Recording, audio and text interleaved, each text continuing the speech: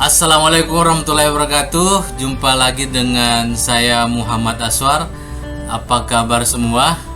Ini adalah video yang kedua yang akan membahas tentang motivasi dan kewirausahaan.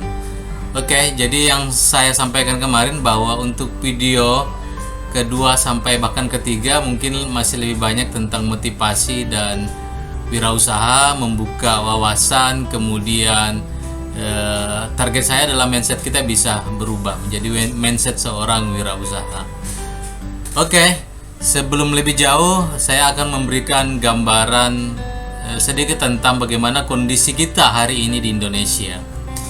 Oke, kalau kita melihat jumlah penduduk, ya penduduk kita di Indonesia itu mencapai sekitar 267 juta jiwa.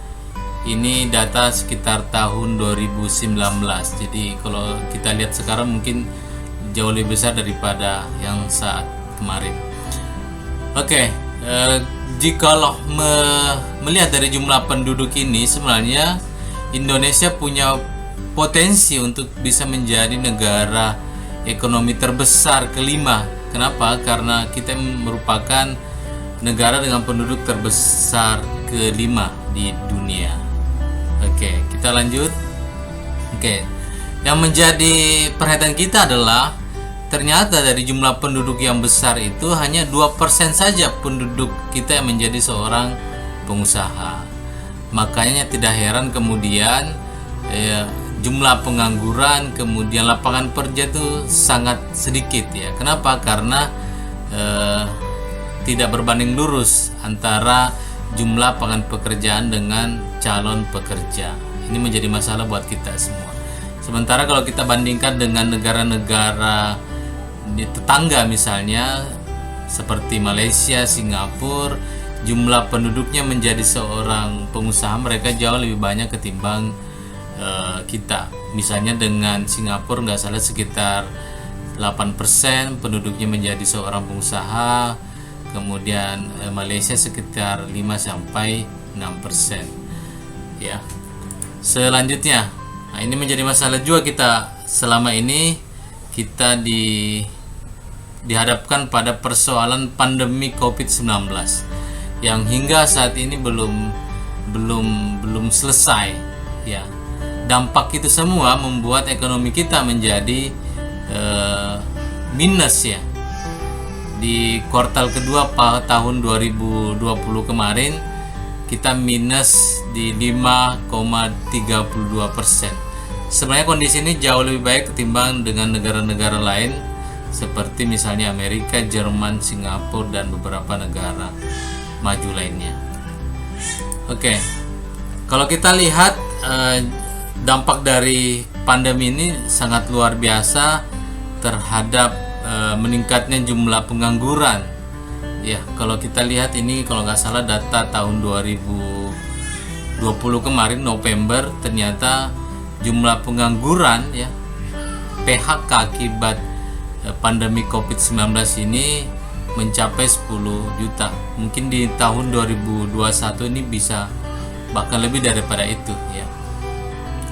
Selanjutnya ya, ternyata komposisi pengangguran kita ini ya, kalau kita lihat data yang ada, ternyata sekitar 13% penduduk atau angkatan kerja ini menganggur dan ternyata adalah mereka sarjana.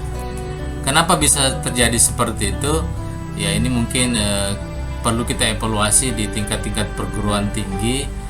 Perguruan tinggi kita mungkin lebih banyak mencetak generasi yang siap kerja tapi bukan generasi yang siap untuk berwirausaha ya. Mudah-mudahan ada kampus ya, ada kampus jurusannya atau fakultasnya Fakultas Wirausaha. Oke, selanjutnya. Nah, ini pengangguran kita sangat tinggi. Kenapa angka kriminal itu sangat tinggi? Karena pengangguran itu sangat tinggi ya. Di beberapa kota-kota besar yang penganggurannya tinggi, kriminal juga tinggi ya. Karena kalau mereka kerja ya nggak mungkin mereka mau kriminal ya. Ini lagi-lagi faktor ekonomi. Ini kondisinya hari ini. Kalau teman-teman buka di Google, Anda buka kata kuncinya bursa kerja atau pengangguran, rata-rata yang muncul yang seperti ini. Ini luar biasa. Ini di Indonesia dibuka bursa kerja, jumlah pengunjungnya ini luar biasa, sangat banyak ya. Sementara kita dihadapkan pada tantangan globalisasi dan MEA, masyarakat ekonomi ASEAN. Jadi sekarang kalau kita mau ke luar negeri, khususnya kayak ke ASEAN, itu tidak perlu lagi pakai visa ya, cukup dengan paspor udah bisa. Jadi kondisi saat ini antar negara-negara ASEAN itu udah sangat dekat, sudah sangat murah ya, bahkan kata teman saya jauh lebih murah katanya berwisata ke luar negeri ketimbang Indonesia.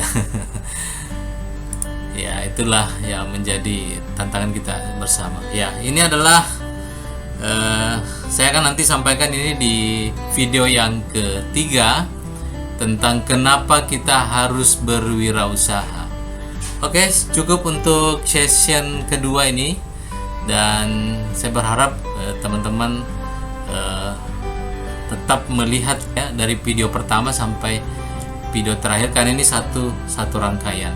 Artinya tidak mungkin langsung saya masuk ke materi wirausaha sementara tidak ada prolog di awal yang bisa membuka wawasan kita ya, bisa melihat flashback bagaimana kondisi kita hari ini, dan tentu kondisi ini harus lebih baik daripada hari-hari kemarin.